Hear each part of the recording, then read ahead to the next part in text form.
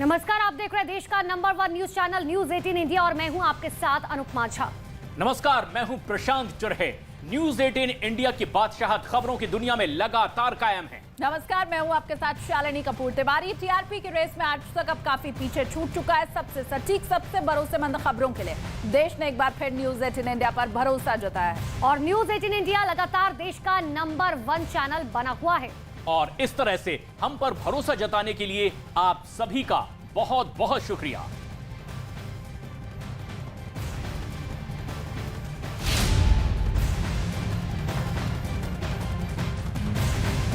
और चलिए आगे बढ़ते हुए आपको दिखाते हैं देश और दुनिया की 20 बड़ी खबरें। बिहार के मुजफ्फरपुर में लोगों ने पुलिस की टीम को बंधक बना लिया। पुलिस शराब तस्कर के खिलाफ कार्रवाई करने पहुंची थी, तभी छापेमारी के दौरान लोगों ने पुलिस को घेरकर वीडियो बना लिया और सोशल मीडिया पर वायरल भी कर दिया। वीडियो सामने आने के बाद पुलिस के वरिष्ठ अधिकारियों में हड़कंप मच गया। अब वीडियो के आधार पर आरोपियों की तलाश की जा रही है। उत्तर प्रदेश के कानपुर से एक हैरान करने वाला वीडियो सामने आया है, जहां पर एक महिला ने अपने पति के सामने फांसी लगा ली। पति उसे बचाने के बजाय वीडियो बनाता रहा। महिला के पति ने पुलिस को बताया कि जब हम घर पहुंचे तो बेटी की लाश बिस्तर पर पड़ी थी। पुलिस ने आरोपी पति को हिरासत में लेकर पूछताछ शुरू कर दी है। बिहार के खगड़िया में दो पक्षों के बीच जमकर मारपीट हो गई, जिसका वीडियो सोशल मीडिया पर वायरल हो रहा है, जिसमें महिलाएं दूसरे पक्ष के लोगों पर डंडे बरसाती नजर आ रही हैं। अब बताया जा रहा है कि किसी बात की वजह से कहासुनी हो गई थी, झड़प में तब्दील हो गई ये बात और इसी घटना में दोनों पक्ष के कई लोग घायल हुए हैं, जिन्हें अस्पताल में भर्ती कराया गया। उत्तर प्रदेश के आगरा में मामूली बात पर लड़कों के बीच मारपीट शुरू हो गई। मारपीट का वीडियो सोशल मीडिया पर वायरल हो रहा है। पूरा मामला फतेहाबाद इलाके का है, जहां पर कुछ लड़कों की आपस में कहासुनी हो गई। कहासुनी देखते ही देखते मारपीट में तब्दील हो गई। बीच सड़क पर जमकर लात घूंसे चलने लगे। मौके पर मौजूद किसी ने भी मारपीट को रोकने की कोशिश नहीं की। मध्य प्रदेश की सीहोर से हैरान करने वाला एक वीडियो सामने आया है। आरोप यह है कि कुछ बदमाशों ने टोल प्लाजा के कर्मचारी को चाकू मार दिया। ये घटना वहां लगे सीसीटीवी कैमरे में रिकॉर्ड हो गई, जिसमें कुछ लोग टोल प्लाजा पर जबरदस्त मारपीट करते नजर आए। हालांकि घटना की जानकारी फौरन पुलिस को दे दी गई, जिसके बाद में पुलिस वालों ने बदमाशों का पीछा किया। कुछ ही दूरी पर उन्हें धर दबोचा। उत्तर प्रदेश के मुजफ्फरनगर से रोंगटे खड़े कर देने वाला एक वीडियो सामने आया है। यहाँ पर दुकान के सामने खड़ी एक बच्ची को कार ने टक्कर मार दी। घटना वहां लगे सीसीटीवी कैमरे में रिकॉर्ड हो गई। इस हादसे के तुरंत बाद कार चालक मौके से फरार हो गया। हालांकि गनीमत ये रही कि कार से टकराने के बाद भी बच्ची दूसरी तरफ गिरी, जिससे कि उसकी जान बच गई। जम्मू कश्मीर में डोगरा फ्रंट ने जोरदार प्रदर्शन किया है। डोगरा फ्रंट के कार्यकर्ता सड़क पर इकट्ठा हुए, महबूबा मुफ्ती के खिलाफ जमकर नारेबाजी की। इस दौरान गुस्साए कार्यकर्ताओं ने महबूबा मुफ्ती पर नफरत की राजनीति करने का आरोप लगाया, नारे लगाए। विरोध प्रदर्शन के दौरान बड़ी संख्या में डोगरा फ्रंट के कार्यकर्ता मौजूद रहे। कांग्रेस के नए अध्यक्ष मल्लिकार्जुन खड़गे ने पार्टी की कमान संभाल ली है। कांग्रेस अध्यक्ष पद के लिए हुए चुनाव में खड़गे की जीत हासिल हुई थी। 17 अक्टूबर को हुए चुनाव में खड़गे ने शशि थरूर को हराया था। खड़गे की ताजपोशी में कांग्रेस की पूर्व अध्यक्ष सोनिया गांधी और राहुल गांधी दोनों मौजूद रहे। उधर सोनिया गांधी ने खड़गे को बधाई दी। दिल्ली में यमुना घाटों पर छठ महापर्व मनाने का रास्ता साफ हो चुका है। दिल्ली के उपराज्यपाल वीके सक्सेना ने यमुना घाटों पर छठ पूजा करने को मंजूरी दे दी है। साथ ही उन्होंने दिल्ली के मुख्यमंत्री अरविंद केजरीवाल से श्रद्धालुओं के लिए साफ घाट और साफ पानी सुनिश्चित करने के निर्देश दिए हैं। आपको बता दें, कोरोना महामारी के 2 साल बाद अब दिल्ली सरकार बड़े स्तर पर छठ पर्व मनाने की तैयारी में है। Singer Sidhu Moosewala murder case में एनआईए ने पंजाबी सिंगर अफसाना खान को समन भेजा है। हाल ही में हुई रेड के दौरान अफसाना खान एनआईए के रडार पर आई थी। मंगलवार को भी एनआईए ने अफसाना खान से करीब 5 घंटे तक पूछताछ की थी। सूत्रों के हवाले से खबर यह है कि सिद्धू मूसेवाला की मुंहबोली बहन और पंजाबी सिंगर अफसाना खान के तार बम्बिया गैंग से जुड़े पाए गए थे। हरियाणा में पराली जलाने का सिलसिला लगातार जारी है। वहां से कैथल से वीडियो सामने आया है, जिसमें किसान खेत में पराली जलाते नजर आ रहे हैं। उधर इसी बीच संबंधित विभाग के अधिकारी मौके पर पहुंचे, किसानों को पराली न जलाने का निर्देश दिया। हरियाणा और पंजाब में पराली जलाने का असर दिल्ली और एनसीआर में देखा जा रहा है। बिहार के गया में बड़ा रेल हादसा हो गया है। गया धनबाद रेल रूट पर गुरपा स्टेशन के पास एक मालगाड़ी का ब्रेक फेल हो गया, जिसके बाद 58 डब्बे वाली मालगाड़ी के 53 डब्बे पटरी से उतर गए। मालगाड़ी में कोयला लदा हुआ था। रेल हादसे के बाद अप और डाउन दोनों लाइन पर रेल रूट प्रभावित हुआ। हादसे में कोई हताहत नहीं है। उधर हादसे के बाद बोगी को काफी नुकसान पहुंचा है। नवी मुंबई में भीषण आग लगने से अफरा तफरी मच गई। आग की लपटें इतनी तेज थीं कि भारतीय कपास निगम के गोदाम में रखा हुआ अनाज जलकर राख हो गया।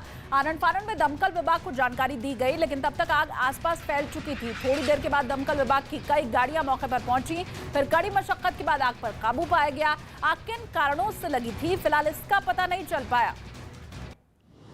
झारखंड के जामताड़ा में आग लगने से हड़कंप मच गया। अचानक झोपड़ियों में आग लग गई। देखते ही देखते आसपास के इलाके में ये फैल गई। बताया जा रहा है कि झोपड़ी में रोशनी के लिए लैंप जलाया गया था, जिसकी वजह से झोपड़ियों में आग लग गई। उधर भीषण लपटों को देखते हुए आसपास के लोग भागे। कड़ी मशक्कत के बाद आग पर काबू पाया गया। झारखंड के जमशेदपुर में बड़ा हादसा हुआ है। मां के गोदाम में आग लग गई। आग लगने की खबर सामने आने के बाद इलाके में हड़कंप मच गया। ये आग लगातार फैलती चली जा रही थी। मां से जो तस्वीरें सामने आई उनमें भयानक लपटें दिखाई दी। लपटें आसमान में कई फीट ऊपर उठती हुई नजर आई। आग बुझाने के लिए फायर ब्रिगेड की 5 गाड़ियां मौके पर पहुंची। आग पर काबू पाया। अमेरिका के फ्लोरिडा में एक टैंकर में अचानक आग लग गई, जिसके बाद टैंकर में रखा हुआ सामान जलकर राख हो गया। टैंकर में आग लगने का वीडियो सोशल मीडिया पर वायरल हो रहा है। इसमें दिखाई दे रहा है कि एक टैंकर आग का गोला बन गया, जिसे बुझाने के लिए वहां मौजूद लोगों ने एड़ी चोटी का जोर लगा दिया। इस हादसे में 4 लोग घायल हुए हैं। उधर कुछ देर के लिए ट्रैफिक को भी रोकना पड़ा।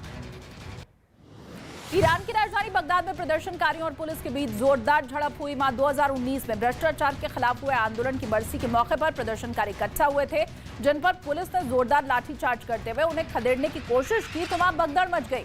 पुलिस वालों ने प्रदर्शनकारियों को इतनी बुरी तरह पीटा कि वो पुलिस वालों पर पत्थर बरसाना शुरू कर दिया।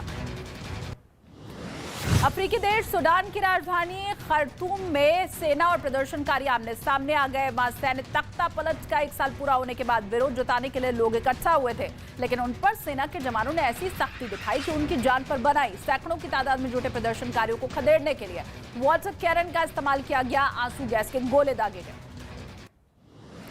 और इजराइल के कब्जे वाले वेस्ट बैंक में फिलिस्तीन के कुछ समर्थक सुरक्षा बलों के जवानों के साथ भिड़ गए। खबर यह है कि इजराइल के सैनिकों ने फिलिस्तीन के सशस्त्र समूह के एक गढ़ पर छापा मारा था, जिसमें 20 लोग घायल हो गए थे। इसके बाद फिलिस्तीन के गुस्साए समर्थक इजराइल के सैनिकों पर पत्थर बरसाने लगे। हालांकि जल्द ही उन्हें इजराइल के सैनिकों की कार्रवाई का सामना भी करना पड़ा। कनाडा में दिवाली के जश्न के दौरान जबरदस्त झड़प हो गई। बताया जा रहा है कि दिवाली मनाया रहे भारतीयों पर खालिस्तानी समर्थकों ने हमला कर दिया। लोगों की इकट्ठी भीड़ की तस्वीरें भी सामने आई हैं, जिसमें खालिस्तानी समर्थक हंगामा करते नजर आ रहे हैं। उधर इस घटना के बाद किसी आरोपी की अब तक गिरफ्तारी नहीं हुई है।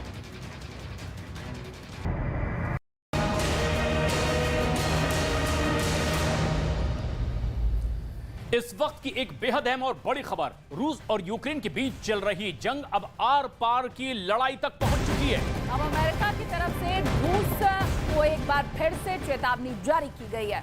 चेतावनी जारी करके ये कहा गया है कि अगर रूस ने यूक्रेन के खिलाफ डर्टी बम का इस्तेमाल किया तो रूस को इसके बेहद घातक परिणाम भुगतने होंगे।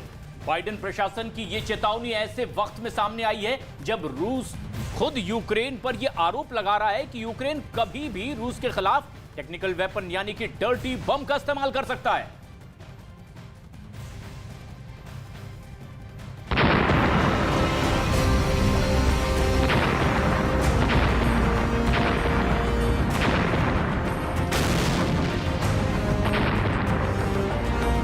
डर्टी बम पर छिड़ा संग्राम।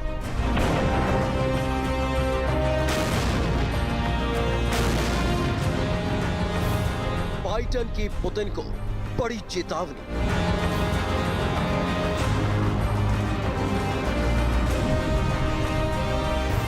रूस को भुगतने होंगे गंभीर अंजाम।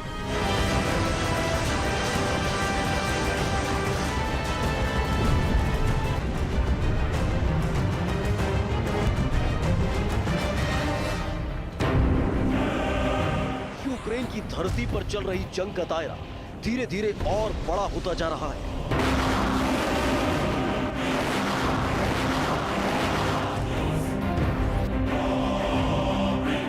ये जंग अब सिर्फ ज़ेलेंस्की और पुतिन की साख की जंग नहीं है, बल्कि ये जंग उन देशों की भी बन चुकी है जो देश रूस और यूक्रेन का साथ दे रहे हैं। यही वजह है कि एक दूसरे को शिकस्त देने के लिए उस वॉर मशीनरी का जिक्र जोरों पर होने लगा है, जिसकी चर्चा भर से दहशत पैदा हो जाती है।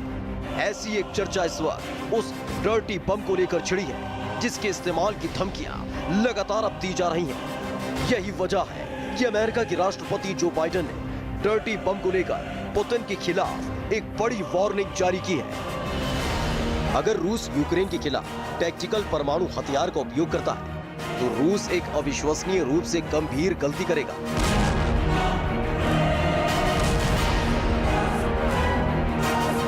बाइडेन ने यह चेतावनी उस सवाल पर जारी की जिसमें उनसे पूछा गया था कि क्या रूस यूक्रेन के खिलाफ डर्टी बम का इस्तेमाल कर सकता है। राष्ट्रपति बाइडेन की यह चेतावनी उस वक्त आई है जब रूस भी यूक्रेन पर डर्टी बम के इस्तेमाल की साजिश का आरोप लगा रहा है। Ukraine has the capacity, Ukraine has all the reasons to do so, because we know that Zelensky regime wants to avoid, first of all, defeat. Secondly, wants to involve NATO for direct clash with Russia, which is very dangerous, and but which will be profitable for Zelensky regime to remain in. उधर रूस के आरोपों पर सीधे America के रक्षा मुख्यालय pentagon से बयान आया है। पेंटागन के प्रवक्ता ब्रिगेडियर जनरल पैट राइडर ने रूस के आरोपों को खारिज करते हुए कहा कि अभी तक ऐसा कोई भी सबूत नहीं मिला है कि यूक्रेन रूस के खिलाफ डर्टी बम का इस्तेमाल करने में जुटा हुआ है। U.S. standpoint, the allegations that Ukraine is building a dirty bomb are false. We have not seen at this time, though, any indication that Russia has made a decision or intends to employ nuclear weapons or a dirty bomb. But again, it's something that we'll continue to watch closely. And certainly, as others have said, there would be consequences for Russia, whether it uses a nuclear weapon or a dirty bomb. So we'll continue to keep the lines of communication open. Pentagon के प्रवक्ता brigadier general PAT rider ने यह भी दावा किया कि रूस ऐसे आरोप लगाकर न सिर्फ दुनिया को गुमराह कर रहा है बल्कि यूक्रेन के खिलाफ बिना वजह के आरोप भी लगा रहा है। I think that the U.S. government writ large has communicated to Russia the concerns that we have with the language that we've seen, the nuclear saber rattling, as well as condemning these false allegations that Ukraine is building a dirty bomb. In terms of what those consequences may be, I'm not going to get into that, but needless to say, that has been communicated at a variety of levels. इससे पहले भी Ukraine ये आरोप लगा चुका है कि रूस कभी भी यूक्रेन के खिलाफ टैक्टिकल वेपन का इस्तेमाल कर सकता है। यही वजह है कि रूस भी इस मामले में लगातार यूक्रेन और नाटो देशों पर हमलावर बना हुआ है। Those who wanted to understand that the threat is serious, they had all the possibilities to understand it. Those who want to reject it as Russian propaganda, they will do it anyway. यानी रूस के जताने की कोशिश कर रहा है कि उसके आरोपों को प्रोपेगेंडा समझने की भूल हरगिज न की जाए।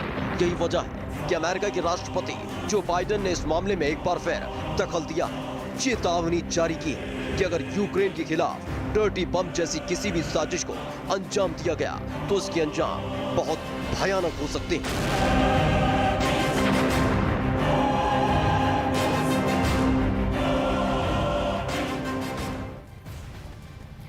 यूक्रेन के खिलाफ रूस की जंग लगातार खिंचती चली जा रही है और अब जो खबर सामने आई है वो पुतिन के चाहने वालों के लिए किसी बड़े झटके से कम नहीं है, क्योंकि देखिए पश्चिमी मीडिया की तरफ से दरअसल ये दावा किया जा रहा है कि पुतिन की तबीयत लगातार खराब हो रही है। और ये दावा इसलिए किया जा रहा है क्योंकि पुतिन के हाथ पर इंजेक्शन का निशान देखा गया और इसके बाद ये कयास एक बार फिर जोर पकड़ने लगे हैं कि क्या पुतिन को कैंसर है।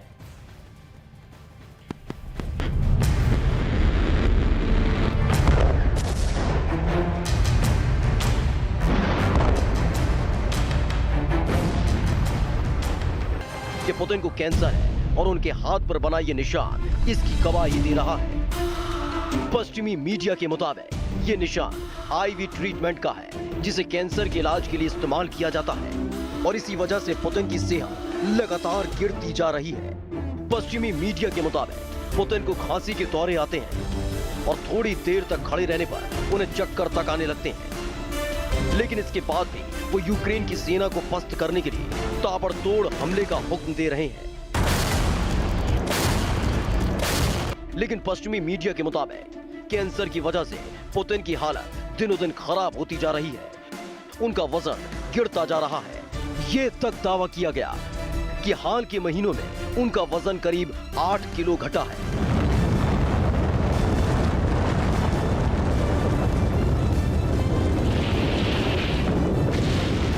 हालांकि ये पहली बार नहीं जब पुतिन को कैंसर होने का दावा किया गया। इससे पहले टेलीग्राम चैनल जनरल SVR ने पुतिन को कैंसर का मरीज बताया था।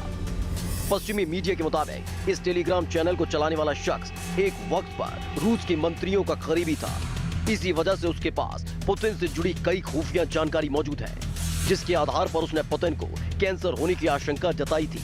इसके अलावा अमेरिकी मैगजीन न्यू लाइन्स ने भी दावा किया कि पुतिन को ब्लड कैंसर है और रूस इसे छिपाने की कोशिश कर रहा है। लेकिन सवाल तो ये भी उठता है कि आर्मी कैंप से पुतिन की जो तस्वीरें हाल के दिनों में आती रही हैं, वो बीमारी वाले दावे और हकीकत में विरोधाभास पैदा करती हैं, क्योंकि पुतिन इन तस्वीरों में न सिर्फ बिल्कुल फिट दिखाई देते हैं, बल्कि किसी भी चिंता से बेफिक्र दिखाई देते हैं।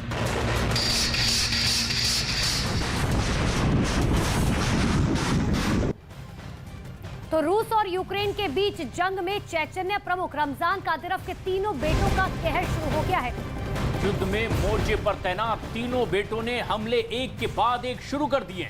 और इसी बीच बड़ी खबर यह है कि कादिरोव के बेटों ने यूक्रेन के कुछ सैनिकों को गुलाम बना लिया है। उनकी परेड निकालते हुए उन्हें दासों की तरह कादिरोव के सामने पेश भी कर दिया है।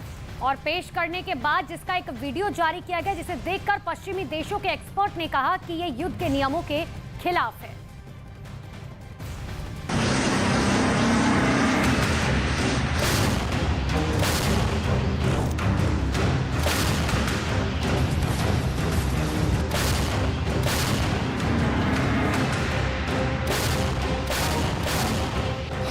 युद्ध में कादिरोव के बेटों का कहर।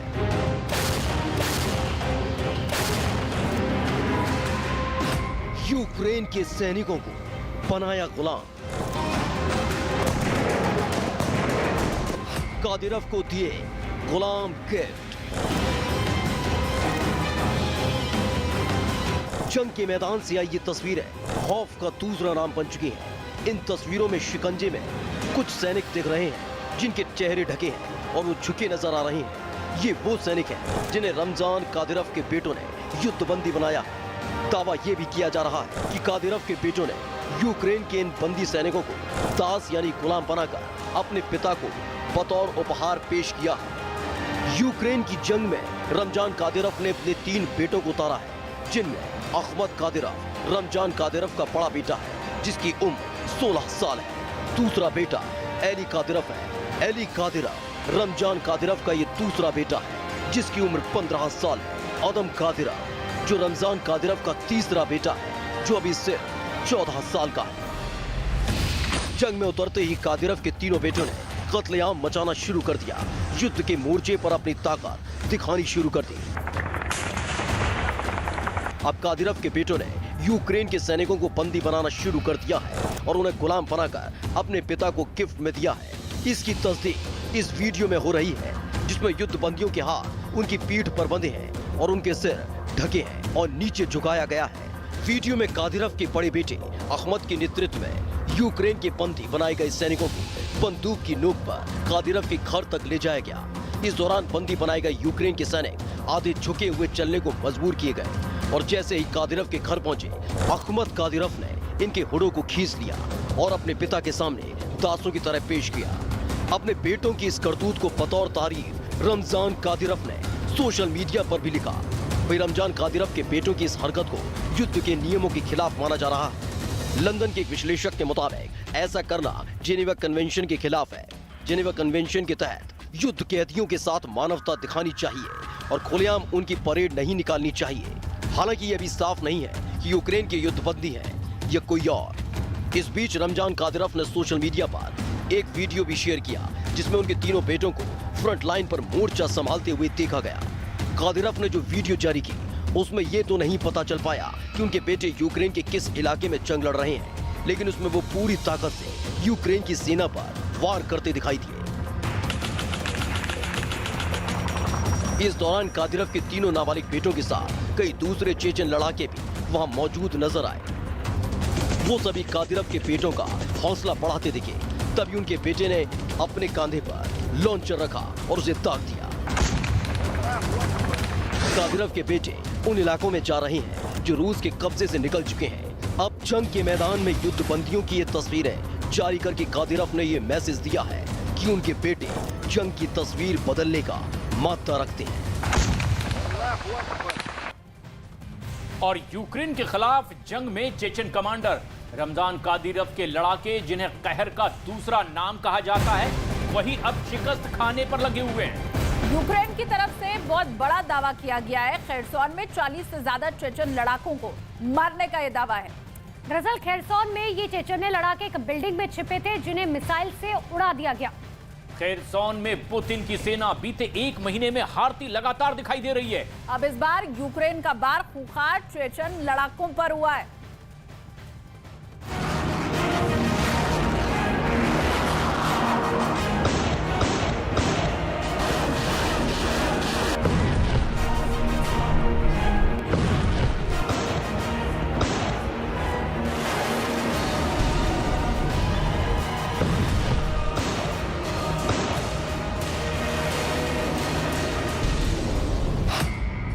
जंग में कादिरव को बड़ा झटका।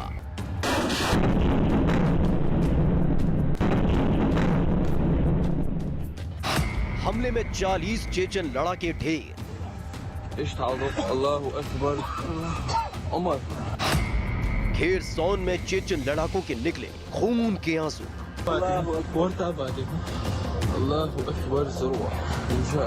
जिस खेरसोन में रूस ने कब्जे का दावा किया था, जिस खेरसोन में जनमत संग्रह कराकर जीत का दावा किया गया था, उसी खेरसोन में पुतिन की सेना को जबरदस्त शिकस्त मिली है। कादिरव के खूंखार चेचन लड़ाकों को मुंह की खानी पड़ी।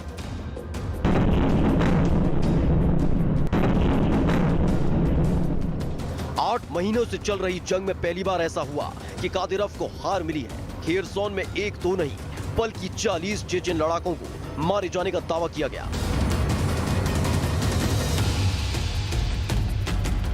खेरसोन में जेलेंस्की की सेना को चेचन लड़ाकों के एक बिल्डिंग में छिपे होने की खबर मिली थी। उसके बाद यूक्रेन की मिसाइलों का रुख उस इमारत की ओर मुड़ गया। फिर पल भर में जोरदार धमाका हुआ और कादिरव के 40 लड़ाके मौत की नींद सुला दिए गए। इस हमले में कई चेचन लड़ाकों के घायल होने का भी दावा किया गया। उमर। अल्लाहु अकबर। यूक्रेन की तरफ से इस हमले का एक वीडियो भी जारी किया गया जिसमें कई चेचन लड़ाके दिखे जिनके चेहरे पर धूल जमी हुई थी। कई बुरी तरह से जख्मी दिखे, कुछ के सिर से खून निकलता दिखाई दिया। चेहरों पर खौफ लिए कादिरव के ये वही लड़ाके हैं जिन्होंने बीते 8 महीनों में यूक्रेन में कहर बरपा रखा था, लेकिन अब ये अपने ही साथियों की मौत के बाद घबराए दिख रहे थे। अल्लाहु अकबर। इन्हीं चेचन लड़ाकों के दम पर रमजान कादिरव ने पुतिन को जीत का दिलासा दिया था। शुरुआत में हुआ भी वैसा ही। चेचन लड़ाके यूक्रेन की जिन शहरों में गए वह खौफ और कहर का दूसरा नाम बन गए। लेकिन इस बार खेरसोन में उल्टा हो गया। यह जेलेंस्की की सेना की दम के आगे इन खूंखार लड़ाकों ने दम तोड़ दिया। यूक्रेन में इस वक्त हालात रूस की सेना के खिलाफ हो चुके हैं। जिन हिस्सों पर पुतिन कब्जे का दावा कर रहे थे, उन्हीं हिस्सों में उनके सैनिक हारते नजर आ रहे हैं। खेरसोन में भी कुछ ऐसा हुआ। यूक्रेन के सैनिकों ने भीषण पलटवार करते हुए रूस के सैनिकों को पस्त कर दिया था। अपने इलाके दोबारा कब्जे में लेने लगे थे। रूस के सैनिकों की हार देखकर कादिरव ने खेरसोन में अपने लड़ाके भेजे थे। उन्हें कत्लेआम मचाने की छूट दे दी गई थी, लेकिन कादिरव की उम्मीदों पर बड़ा झटका लगा है। यूक्रेन की मिसाइलों ने उनके 40 लड़ाकों को अपना शिकार बना लिया है। ये वही चेचन लड़ाके हैं जिन्हें यूक्रेन में मौत का दूसरा नाम कहा जाता था। ये लड़ाके यूक्रेन की फौज पर बिजली की तरह टूट पड़ते थे, लेकिन इस बार इनकी फुर्ती काम न आई और जेलेंस्की की सेना ने इन्हें ही ढेर कर दिया। इसके साथ कादिरव का खेरसोन जीतने का सपना भी टूट सकता है। अल्लाहु अकबर। और इसी बीच पुतिन के कमांडर कादिरव ने यूक्रेन के ऊपर बड़ा हमला बोल दिया है। कादिरव ने एक वीडियो जारी करते हुए ओडेसा को रूस का एक हिस्सा बता दिया और इसके साथ ही वीडियो में कादिरव ने पूरे यूक्रेन को जलाने की इच्छा भी जाहिर की है। कादिरव इसमें कह रहा है कि रूस की ओर देखने पर पूरे यूक्रेन का नामो निशान मिटा दिया जाएगा।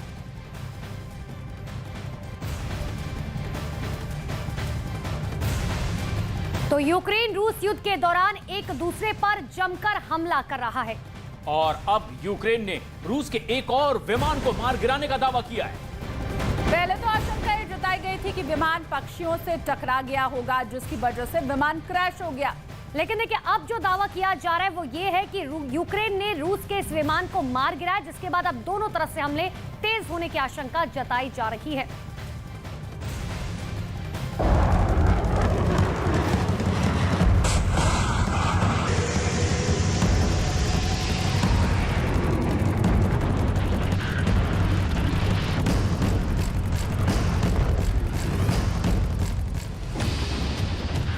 पुतिन का फाइटर बहुत नीची उड़ान भर रहा था। पायलट को यकीन था कि उसका कुछ नहीं बिगड़ेगा। यूक्रेन के आसमान से ऐसी बहुत कम तस्वीरें आती हैं। अगले 30 सेकंड दिल थामकर बैठकर इस वीडियो को बहुत गौर से देखिए। ये है रूस का बॉम्बर फाइटर सुखोई 25। ये जहाज यूक्रेन की फॉर्मेशन को बहुत ज्यादा नुकसान पहुंचा चुका है।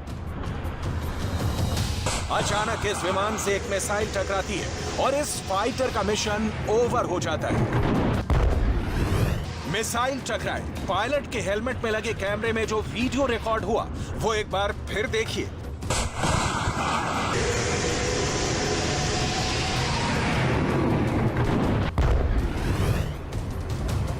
पायलट एजेक्ट करता है, यानी वो सीट समेत पैराशूट के जरिए विमान से बाहर आ जाता है। पायलट का एजेक्शन और फिर कुछ ही सेकंड बाद जमीन पर आराम से उतर जाता है। जमीन पर पायलट जब पैराशूट से नीचे आ रहा होता है तब एक दूरी पर विमान को गिरते हुए और आग के गोले में तब्दील होते देखा जा सकता है। विमान पर मिसाइल लगने से लेकर पायलट के जमीन पर उतरने तक ये 10 सेकंड का वीडियो है। इसे एक बार फिर देखिए। पहले विमान से मिसाइल टकराती है, विमान गिरने लगता है और पायलट एजेक्ट करता है। फिर पायलट के हेलमेट वाले कैमरे में गिरता हुआ विमान रिकॉर्ड होता है। पायलट जब जमीन पर आता है तो वो पल भी उसके हेलमेट वाले कैमरे में बहुत अच्छी तरह रिकॉर्ड हुए हैं। जमीन पर पायलट, आगे पायलट ने क्या किया, वो कैसे बचा, पूरी बात बताएंगे। पहले एनिमेशन के जरिए देखिए आखिर हुआ क्या। रूस का सुखोई 25 काफी नीची उड़ान भर रहा था। तभी जंगलों के बीच तैनात यूक्रेन का एक फौजी अपनी स्टिंगर मिसाइल के साथ तैयार रहता है। वो इस मिसाइल को कंधे पर रखकर लॉन्च करता है और फिर स्टिंगर मिसाइल विमान से जा टकराती है। मिसाइल जैसे ही विमान से टकराई, पायलट को एजेक्ट करना पड़ता है क्योंकि विमान आउट ऑफ कंट्रोल हो जाता है। विमान दूर जाकर गिर जाता है, जबकि इस दौरान पायलट वक्त पर पैराशूट की मदद से किसी तरह विमान से बाहर निकलने में कामयाब रहता है और उसकी जान बच जाती है। अब असली वीडियो देखिए। मिसाइल से टकराने से लेकर जमीन पर आने में पायलट को 10 सेकंड का वक्त लगता है। 10 सेकंड में ही विमान का पूरा गेम ओवर हो जाता है। रूस का पायलट जमीन पर गिरते ही झुक जाता है ताकि यूक्रेन की फौज से छुप सके। पायलट जानता है कि आसपास के जंगलों में ही यूक्रेन की फौज तैनात है और वो उसे पकड़ने की पूरी कोशिश करेगी। फिर रूस का पायलट ऊपर उठकर देखता है कि यूक्रेन की फौज कहां-कहां हो सकती है ताकि वो सुरक्षित जगह जाकर जान बचा सके। और इस युद्ध के बीच आ रही है एक और बेहद अहम और बड़ी खबर। यूक्रेन को नेटो देशों से अत्याधुनिक हथियार लगातार मिलते चले जा रहे हैं और इसी के दम पर ज़ेलेंस्की पुतिन की सेना को भारी नुकसान पहुंचाने का दावा करते रहे हैं। अमेरिका से यूक्रेन को स्टिंगर मिसाइल सहित कई ऐसे हथियार मिले हैं जिसका नाम सुनते ही रूस के पायलट डर में हैं। देखा जाए तो रूस का फोकस अब भी यूक्रेन के मिलिट्री टारगेट पर है और वो अब सुखोई 25 की खूबी और इसकी बमबारी वाली टैक्टिक्स को समझ सकते हैं। रूस का सुखोई 25 लो लेवल बॉम्बर है जो ज्यादातर ग्राउंड ट्रूप को सपोर्ट करने के लिए मिशन को अंजाम देता है। यही वजह है कि ये एयर डिफेंस सिस्टम का टारगेट भी आराम से बन जाता है। देखिए ये विमान कैसे अपने टारगेट पर रॉकेट से हमला कर रहा है। यही वजह है कि नेटो की फौज इसे फ्लाइंग टैंक भी कहती है, लेकिन इस फ्लाइंग टैंक के साथ सुखोई 34 जैसे विमान भी आसान निशाना बन रहे हैं। ऐसा ज़ेलेंस्की का दावा है कि वो रूस के 270 जहाज और हेलीकॉप्टर इस युद्ध में मार गिरा चुके हैं, लेकिन रूस की तरफ से ऐसे आंकड़े जारी नहीं किए गए हैं जो इस दावे पर मुहर लगा सके। रूस को अभी तक जो नुकसान हुए हैं उसमें हर तरह के विमान हैं, इनमें फाइटर जेट भी हैं और अटैक हेलीकॉप्टर भी और ड्रोन भी हैं। विमानों में सुखोई 24 से लेकर सुखोई 25 और सुखोई 27 विमान भी हैं, जबकि आधुनिक जेट्स में सुखोई 30 से लेकर सुखोई 34 से लेकर सुखोई 35 विमान भी हैं। हेलीकॉप्टर में रूस ने अपने पुराने Mi-35 से लेकर नए और बहुत आधुनिक कमोव 52 हेलीकॉप्टर्स का भी बहुत नुकसान उठाया है। ज़ेलेंस्की के पास रूस को नुकसान पहुंचाने वाले बड़े हथियार के बारे में सुनिए, जिसे लेकर रूस के पायलट भी दहशत में हैं और वो यूक्रेन पर जब नीची उड़ान भरते हैं तो हमेशा उनको मारे जाने का खतरा सताता है। ये हैं मैनपैड्स यानी man portable air defence system, जो आमतौर पर कंधे पर रखकर ऑपरेट किया जाता है, या कहें कि ऐसी मिसाइल जो एक फौजी कहीं भी उठाकर ले जा सकता है और वो उसे अकेला फायर कर सकता है। ये ऐसी मिसाइल होती है जो 5000 मीटर की रेंज तक दुश्मनों के विमानों, उनके हेलीकॉप्टर और ड्रोन को मार गिरा सकती है। ऐसे ही कुछ हमलों के वीडियो देखिए जिसमें रूस के फाइटर जेट और हेलीकॉप्टर अमेरिका से मिली स्टिंगर मिसाइल के टारगेट बने हैं। देखिए कैसे रूस का एक बॉम्बर जब यूक्रेन में काफी नीचे उड़ रहा था तब उसे स्टिंगर मिसाइल से निशाना बनाया गया। देखिए एक और वीडियो जिसमें रूस का एक कमोव हेलीकॉप्टर स्टिंगर मिसाइल का शिकार बन गया। यूक्रेन के पास इस वक्त करीब 1000 से ज्यादा स्टिंगर मिसाइल है जो उसे अमेरिका से मिली है। स्टिंगर को लेकर रूस के पायलट्स में कितनी दहशत है वो यूरोप के अखबारों और मीडिया की हेडलाइन देखकर समझ सकते हैं। सब बता रहे हैं कि कैसे रूस के जहाज यूक्रेन को मिले स्टिंगर मिसाइल के सॉफ्ट टारगेट बनते जा रहे हैं और उनके लिए रूस के फाइटर को गिराना कोई बड़ी बात नहीं है।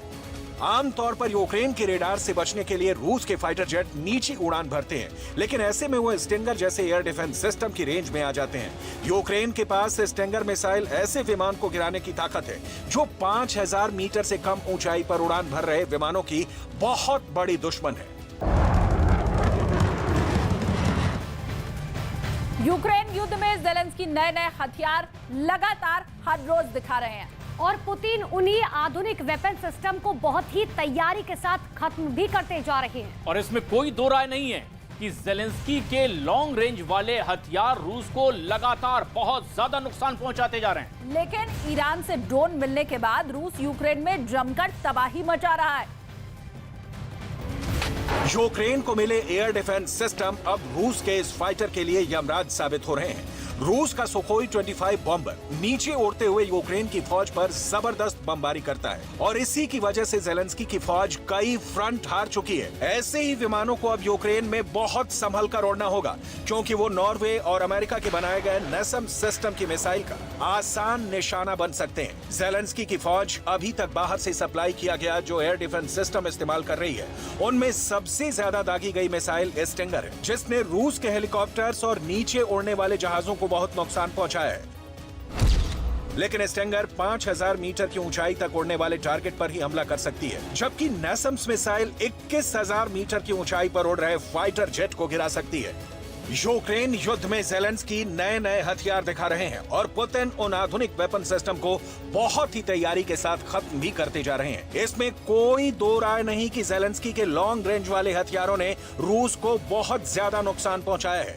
रूस का रक्षा मंत्रालय ऐसे ऑपरेशन के वीडियो भी जारी कर रहा है जिसमें यूक्रेन के लंबी दूरी के हथियारों को तबाह किया गया है। इन ऑपरेशंस में रूस ने सुखोई 25 फाइटर जेट के साथ कमोव 52 भी इस्तेमाल किए, जिनकी हवाई बमबारी में ज़ेलेंस्की के कई अड्डे उड़ गए। साथ में मल्टी बैरल रॉकेट लॉन्चर से भी बारूद की बारिश की जा रही है। इन हथियारों से ऐसे अड्डों को टारगेट किया जा रहा है जहां पर ज़ेलेंस्की के लॉन्ग रेंज वाले वेपन सिस्टम रखे गए हैं। साथ में पुतिन के टारगेट पर ज़ेलेंस्की के बिजली घर भी हैं। В течение суток вооруженные силы Российской Федерации продолжали нанесение ударов высокоточным оружием большой дальности воздушного базирования по системам военного управления и энергетики Украины. Все назначенные объекты поражены. फिलहाल पुतिन ईरान के ड्रोन भी बहुत ज्यादा इस्तेमाल कर रहे हैं, जिनसे कीव पर भी लगातार हमलों ने ज़ेलेंस्की की नींद उड़ा दी है। पुतिन ने अभी तक यूक्रेन के पावर स्टेशन पर जो हमले किए हैं उसकी वजह से यूक्रेन के करीब 1200 छोटे बड़े शहरों और गांवों में पूरी तरह ब्लैकआउट वाली हालत में है। 7 अक्टूबर के बाद से यूक्रेन के बड़े बड़े शहरों में 70 से ज्यादा लोगों की मौत हुई। रूस ने यूक्रेन के 30 से 40% बिजली सप्लाई वाला सिस्टम तोड़ कर रख दिया है। यूक्रेन की फौज के सामने रूस की सेना खड़ी है, लगातार हमले हो रहे हैं, तो दूसरी तरफ शहरों और रिहायशी इलाकों में ज़ेलेंस्की के सामने ठप हो चुकी बिजली को ठीक करने का भी चैलेंज है। खतरा इसलिए भी बड़ा है क्योंकि कड़ाके की सर्दी आने से पहले अगर बिजली वाला सिस्टम ठीक नहीं किया गया तो ज़ेलेंस्की का बंकर भी जम जाएगा, क्योंकि उनका जनरेटर भी कब तक चलेगा, इस बात का खतरा खुद ज़ेलेंस्की को भी है। ड्रोन और मिसाइल के हमलों से बिजली ठप होने के बाद यूक्रेन के लोगों को कहा गया है कि वो सुबह 7 से 9 बजे तक और फिर शाम को 5 से रात 10 बजे तक बिजली उपकरणों का इस्तेमाल ना करें।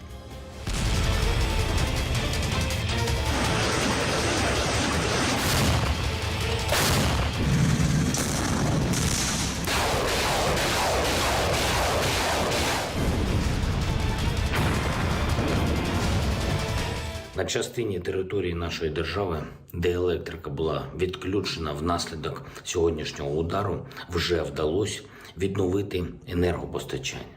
Частково в Одеській області, частково на Хмельницькій землі електрику вже повернули. Рівненщина в більшості відновили, є позитивні звіти також з інших областей. Але у багатьох містах, у багатьох районах відновлювальні роботи ще тривають. Намагаємось якнайшвидше повернути людям світло. पुतिन ने एक बात ज़ेलेंस्की से क्लियर कर दी है, वो ये, चाहे उनको जितना नुकसान उठाना पड़े वो पीछे नहीं हटेंगे। पुतिन का इरादा साफ है कि वो कीव को घुटनों पर लाने के लिए कुछ भी कर गुजरने को तैयार है।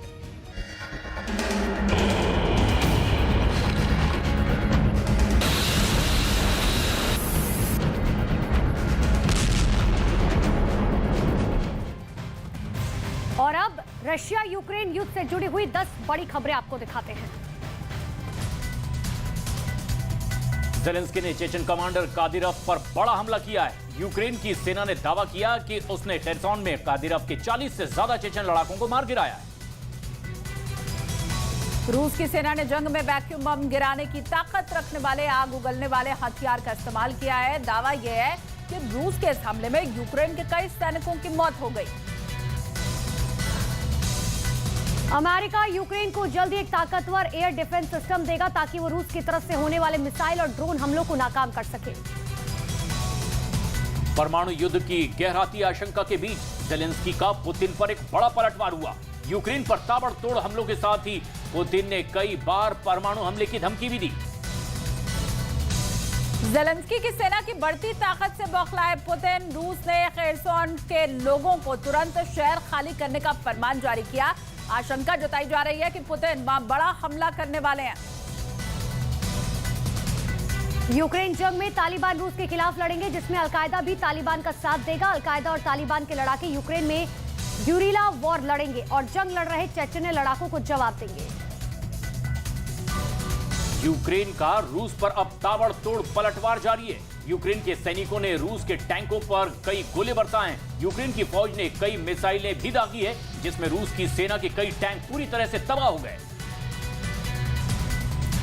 यूक्रेन रूस युद्ध के बीच इजराइल ने यूक्रेन की सहायता करने से किया इनकार। इजराइल के रक्षा मंत्री ने किसी भी तरह के हथियार देने से किया इनकार। यूक्रेन ने एयर डिफेंस सिस्टम देने की थी मांग। यूक्रेन कर सकता है डर्टी बम का इस्तेमाल, रूस के रक्षा मंत्री सर्गेई शोइगु का बड़ा दावा। व्हाइट हाउस ने रूस के दावे को किया खारिज। परमाणु धमाके से बदनाम करने की बड़ी साजिश। रूस के यूक्रेन पर ताबड़तोड़ हमले जारी हैं। खार्किव में 1000 से ज्यादा मिसाइलें दागी गई है। ज़ेलेंस्की का रूस पर आरोप है कि 4500 से ज्यादा मिसाइलों से यह हमला किया गया है।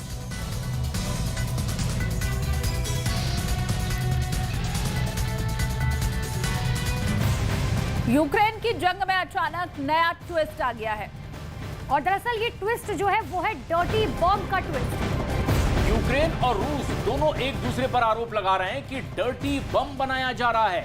इसे लेकर रूस के रक्षा मंत्री ने कई देशों के रक्षा मंत्री को फोन भी किया है। आपको दिखाएंगे कि डर्टी बम आखिर क्या चीज है, क्या ये परमाणु बम से भी ज्यादा खतरनाक है या नहीं। लेकिन इन तमाम आरोप प्रत्यारोपों के बीच बड़ा सवाल यह है कि रूस जो हमेशा अपनी ताकत पर गर्व करता है, अपने ही दुश्मनों से बात आखिर क्यों कर रहा है। अमेरिका और ब्रिटेन के रक्षा मंत्रियों को आखिर फोन क्यों किए जा रहे हैं, जिन्होंने यूक्रेन को रूस से लड़ने के लिए घातक हथियार भी दिए हैं।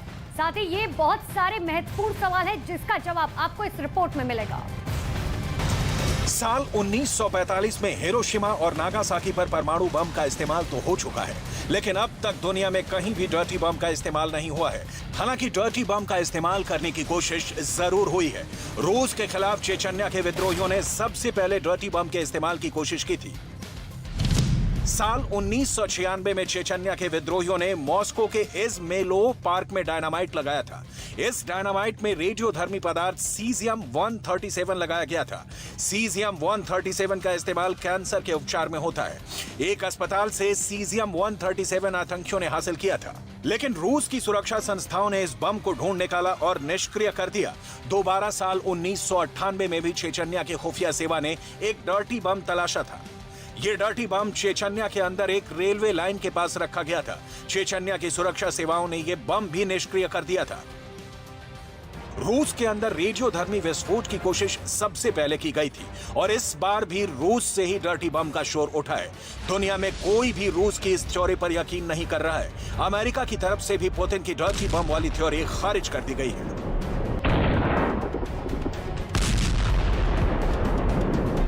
We're concerned when we hear this type of patently false disinformation emanating from the Kremlin. We know the Kremlin's track record when it comes to these types of claims. That's what, of course, what is the predicate, what ultimately undergirds our concern. We reject the transparently false allegation that Ukraine is preparing to use a dirty bomb on its own territory.